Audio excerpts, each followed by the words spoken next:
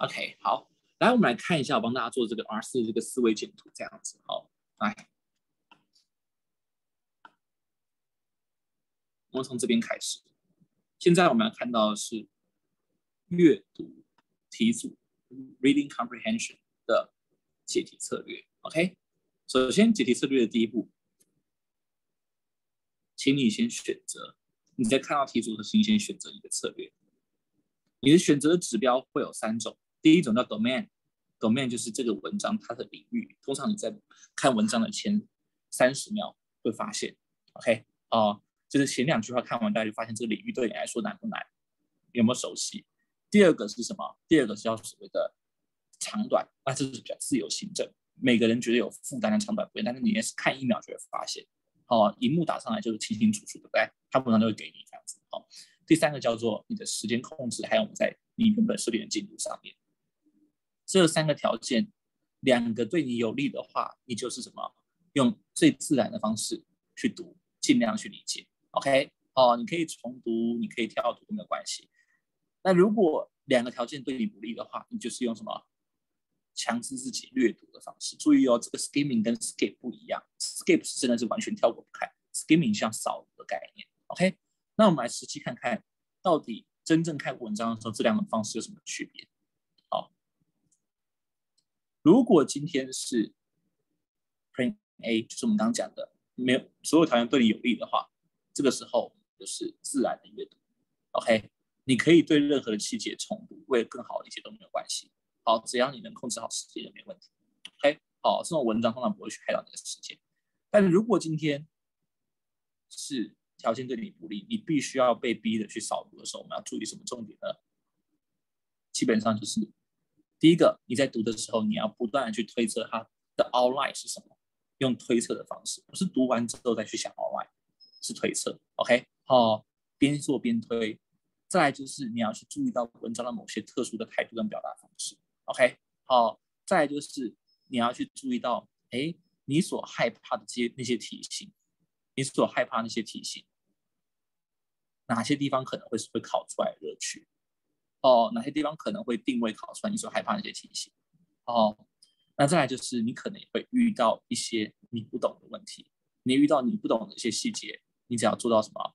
不要通读，不要跳过，只需要去理解它在文章里的角色跟作用就可以了。好，那我们来细部来看，要如何去推出文章的 outline。第一个，文章的前面可能会有单纯讲述事实，没什么好讨论的定义或者是背景，历史背景的 context。但是呢，文章的前面它会有什么所谓的 topic， 就是这篇文章的 essential issue， 就跟 CL 的命题一样。OK， 通常会是什么？通常会是所谓的那个问题啊，或者是一些矛盾啊，或者是今天我们的需求啊，或者是什么一个争议，对不对？或者是单纯丢一个问句给你。那这个时候呢，我们就可以去预测，等一下如果有人来回应这个问题，那就会是论点1了。OK， 那如果一直都没有人回应，或者文章一半一直都没有人回应，还是继续在讲这个问题的内部的这个 topic 内部的细节的话，这篇文章就是围绕这个 topic 所展开的呈现这个 topic，OK， 呈现类型的文章或1/2这样子。那如果今天有态度出来回应这个问题了，这个时候我们当然读的时候边读，但是我们就要边去想下一个重点会是什么？下一个重点会是，等一下回应他的人，他的角色是谁呢？对不对？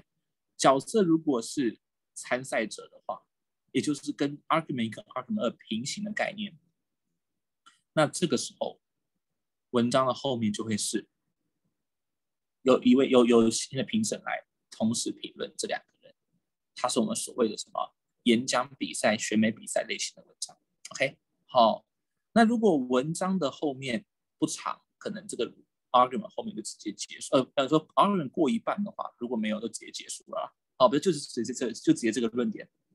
如果 argument 过一半之后都还没有新的态度，就是就只有一言堂这个论点而已，这样子。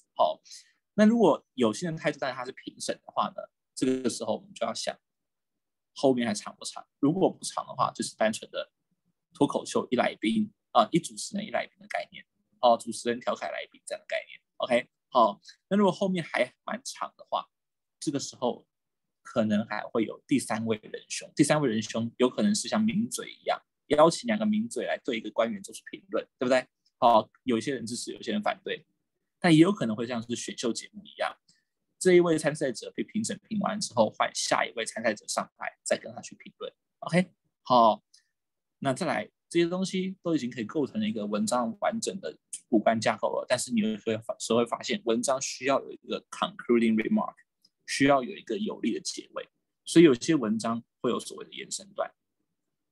延伸段分成2种主要的方向一种是演讲类型的，一个演讲作者要让读者要让观众讲者要让观众印象深刻那他可能会用3种结尾的语气。第一种是告诉你你今天所听到的东西，它可以应用在别的领域之上，解决别的问题。第二种是什么？告诉你你今天回家就可以在你的生活中实际的应用我们今天教的东西。第3种是什么？就是帮你整理出一个强而有力的口号结论，让你直接打包带走，印象深刻。OK， 再来，如果是学术类型的结论的话，会是什么呢？第一种是为了要保障我的文章看起来不会太自大，看起来能够相对的 objective， 我会主动的去引入一些可能我论点，我帮自己挑刺，因为刺被别人讲出来比较不好，自己先讲可以自己先补强，可以把大事化小，小事化无，自嘲优过于他嘲。OK， 所以这个时候我们会特别检讨自己，说我的论点有什么问题，可能还有什么局限但是我认为这可能不太重要，或者是我认为这东西可以被解决这样子。好，那再来另外一种是什么？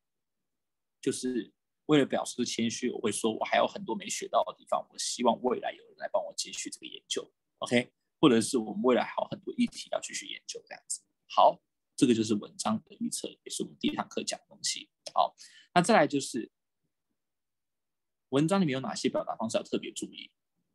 第一种是整篇文章作者没有表态的，我们叫 neutral。OK， 为什么要特别注意？有可能等一下态度题或注释题会刻意把这个作者硬要扣上一个支持或反对的帽子。第2种叫 analytical， 叫做什么？分析类型。什么叫分析？就是有正有反，对不对？注意这边讲的是同一个态度是 analytical， 就是说这个人一下正一下反。这个人一下子就正支持谁，一下子就反对谁。如果是不同人支持反对，那就是分别的单一态度。这个就是什么？同一个人对另外一个人有褒有贬。OK， 来，那第3种是什么？叫 insufficient， 就是你的推论过程或你的证据不足以支持你的结论，但它不代表你的结论是错的，它只能代表你的结论是 inconclusive。第4种叫做 revision， 就是承认你的结论是对的前提之下，帮你补充的更完整。OK， 那这种呢会什么？会是我们刚刚讲的，会硬要把你推到一个极端，对不对？那这2种是什么？这2种就是他态度没有那么的绝对武断，但是呢，题目会硬要说你反对什么，你反对什么这样子。OK， 好，来，那至于这个文章里面有哪些题型会定位到什么东西，对不对？这地方因为太多了，我就不拉了，这样子。请大家回去看讲义，好不好 ？OK， 来，应该是我来不及拉。OK， 好，不好意思。来，再来呢？好，你能够用这样的方式去理解一篇文章之后，接下来我们就可以进入了题目了。好，进入题目的时候呢，请注意到我们的步骤是什么呢？我们是读这个问句，然后呢回文定位，再去排除选项，对不对？好，那这时候读问句是要注意什么事情？一定要去定义这个题目的类型，什么类型 ？OK， 一定要读得非常仔细，去读懂这个题目的人话，了解他到底想要问我们什么东西。他到底想要问我们主旨，还是要问我们文章表面上的资讯？真的有讲过的 explicit 的资讯，还是想要跟我们去类推？或者是想要跟我们去做隐藏的推论，或者是要去验证文章里面的一些观点的对或错？你一定要非常理解。OK， 这边可以参照我们就是对 OG 做那个整理。那个整理我帮你把每一种题型所有可能的问法都把它列出来了，这样子。好，那再来 rephrase， 回去文章定位的时候要注意什么东西？第一个，你在定位的时候，你的目的应该是要以回答刚刚那个问题为主，所以你在看的时候一定要想，我到底要收集到多少资讯才能回答刚刚那个问题 ？OK， 好，换句话说，你要把这道题目当成是一道申论题 ，essay question， 先不要想去看选项，先想如果是我自己回答，我会怎么回答这个问题？那这个时候在读就不会是 skimming reading， 而是什么小心的精细的阅读，因为它真的考到了。OK， 好。那真的你有你自己的拟答之后呢，接下来我们就可以进到 elimination of choices。这个时候我们会分2阶段，第一阶段叫做 rapid screening 就是筛选、快筛的意思。在这个地方呢，我们会以你刚刚心里面那个拟答来做参照。如果你的回答这个选项跟你的回答是一致的话，当然就保留；完全不一致或者是完全很明显的无关，那就是删去。有任何一点的 hesitate 都要把它保留住 ，OK， 到第2轮这样子。好，那这个地方如果有问题的话，通常我都会建议大家怎么样呢？去对照自己的回答跟正确答案的区别，就会马上发现你可能是审题错误，或者是你的回答不符合那个题目的要求，这样子。好，再来留到第2轮最后 final decision 的地方。最后是什么呢？第一个，一定要回去阅读问题，再来把握时间回去重新读一下文章，最后 OK 去选择你想要的选项。那选择选项我们刚刚讲的标准有哪些呢？各位可以看到，第一个，请你先设定停损点。好，这个不好意思，我应该要把它放在上面，在成绩上应该是要放在上面。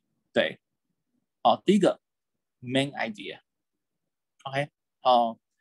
main idea 我们要小心的是2种，第一种是什么？第一种是它是不是所谓的以偏概全，有没有完整的什么？有没有完整的去总结这篇文章的重点？第2种叫 topicality， 叫合题性，就是它的命题有没有跑掉了？有些时候它的命题会跑掉，这个我旁边放在讲义里面，对不对？简单来说就是命题错的概念。OK， 再来就是 tone 就是所谓的语气 ，OK， 态度跟语气。好，小心的2种，第一种是什么？文章如果是中立的话，它有没有可能会把这个中立破坏掉，对不对？作者中立会不会把中立破坏掉？这样子。第2种是什么？文章如果它今天是一个保留态度，我们刚刚讲过的，像比如说未确定，像比如说局限，它有没有可能硬是要把它推成武断的态度，对不对？再来就是各种的推论题、合则为真题，那些题目我们要注意的是什么东西？第一个，几率上到底是100%会，还是有可能，还是就是可能性不硕大，还是说只是单纯的有可能而已 ？Certainly 是100%， probability 是什么？50%以上 ，possibly 范围很大，从1到99都有可能这样子。OK， 所以这边要小心，不要过度的推论。再来 scope 的概念到底是 all 的概念就是全部 ，must 跟 some 就是过于50%或少，或者是0到99这样子。然后呢 none 就是0 ，OK， 要小心有没有过度推论的嫌疑。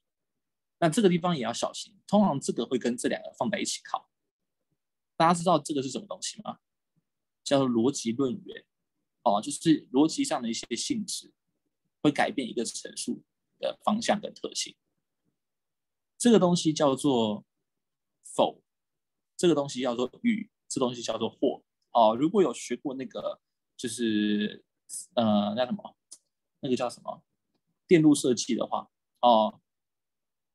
应该知道说在电路设计上有3个装置，来大家猜看有哪最基本的那个逻辑电路上有哪3个装置？来，最基本的逻辑电路上会有哪3个小装置？对，就是与门，或者叫语闸，就是他们叫 gate，与门、或门还有否门 ，OK， 就是让这个讯号从1变成0，就是否门。然后呢，1跟1这样同时就是同时输出就是与门，然后呢，就是2个0的其中一个就是或门 ，OK， 这3个叫逻辑上最基本的论元。那这个3个会跟什么？会跟这边搭配。比如说举个例子，把 O 去做 negative， 它的概念是什么？不是 none， 而是 not O， 就是0到 99.9 这样的概念。然后呢，把 or 人家说把什么？把这个 certainly 变成 negative， 它的概念是什么？ not certainly 就是等于0到99%都有，有可能是 never， 但是也有可能是0到也有可能是1到 99.9 这样子。OK， 这样的概念。好，那让 and 跟 or 就是也会被 negative 影响，这样子。好，那再来，这个我们要把它拿出来，对，因为这个是会同时影响这些的。好，然后再来对于论证过程要小心，有可能一段论证过程是又打错了，是因果，但也有可能它只是相关，但也有可能它只是完全的巧合。OK， 然后再来，对于比较的时候，我们要小心的是比较的什么？比较的这个 direction， 它的不好意思，它的那个 position 就是它的方向性，还有什么？它比较的对象是什么？它的 counterpart。OK， 好，然后最后就是有什么样的选项需要注意时间跟地点的背景资讯，就是只有在那些文章是有存在时间或地点的断面分析中，我们才需要注意时间跟地点的背景资讯。OK， 好，然后但是要注意的一件事情是，你在选选项的时候一定是要用删去。为什么？因为你在 CR 里面所选的这些选项，你都是在追求一下 an answer with less error。在追求的是一个什么？是一个比较少错误的选项，而不是在追求的是一个完美的选项。OK， 有些时候是这样子，比如说问你主旨，文章是支持的态度没有错，文章作者是赞同某个东西，可是呢，有可能选项写赞同那个选项会是错误，为什么？他可能赞同他后面的细节错的太离谱了，他连主题都错了，他正常不同的主题。那相反的，正确选项可能会是一个描述上稍微中立的选项，会说我们来讨论这个主题。对不对？它不矛盾嘛，对不对？譬如说这篇文章作者讲说他赞同就是死刑制度好了 ，OK， 好，那如果有个选项说赞同无期徒刑，那这个肯定是矛盾的，对不对？虽然赞同，但是赞同语错了，但是如果选项跟你讲这篇文章作者是在讨论死刑的存废，那逻辑上就还可以，对不对？对吧？好，所以我们是要选一个 less error， 而不是什么，而不是要选一个完美的选项，这样子。OK， 好，那我们来讲一下平常用的时候大概用什么就好。我们把这个树枝图缩减平常用的时候基本上